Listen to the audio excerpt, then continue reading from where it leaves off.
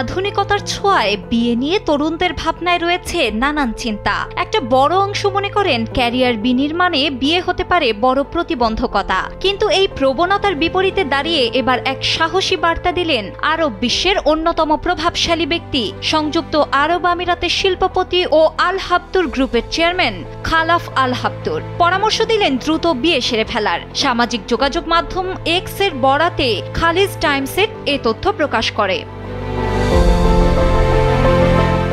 এক্সে দেওয়া এক পোস্টে খালাফ আল হাবতুর আমিরাতের তরুণ তরুণীদের উদ্দেশ্যে বলেন, আর নয় দেরি, তাড়াতাড়ি বিয়ে করো। তার মতে যারা অকারণে বিয়েকে পিছিয়ে দিচ্ছেন তাদের প্রতি রাষ্ট্র ও সমাজের জবাবদিহি নিশ্চিত করা উচিত। তিনি সরাসরি ২৭ থেকে সর্বোচ্চ ৩০ বছরের মধ্যেই বিয়ে নিশ্চিত করার আইনের প্রস্তাবও করেছেন।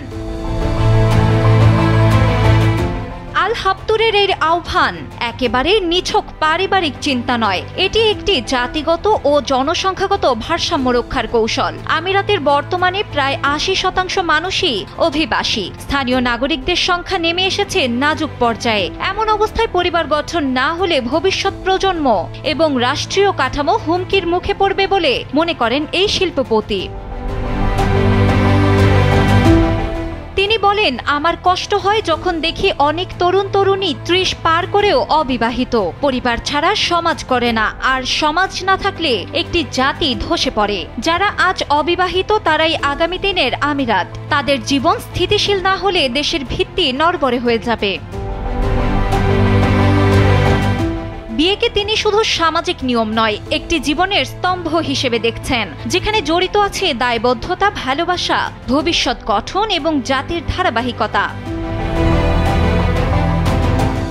আল হাবতুরের মতে আর্থিক সীমাবদ্ধতা এখন আর গ্রহণযোগ্য অজুহাত নয়। সরকার নাগরিকদের শিক্ষা, স্বাস্থ্য, আবাসন, এমনকি বিয়ের সহায়তা পর্যন্ত দিচ্ছে। তার মতে আসল সমস্যা মানসিক প্রস্তুতির অভাব, যা সমাজকে ধীরে ধীরে পরিবারহীন এক নিঃসঙ্গ ভবিষ্যতের দিকে ঠেলে দিচ্ছে।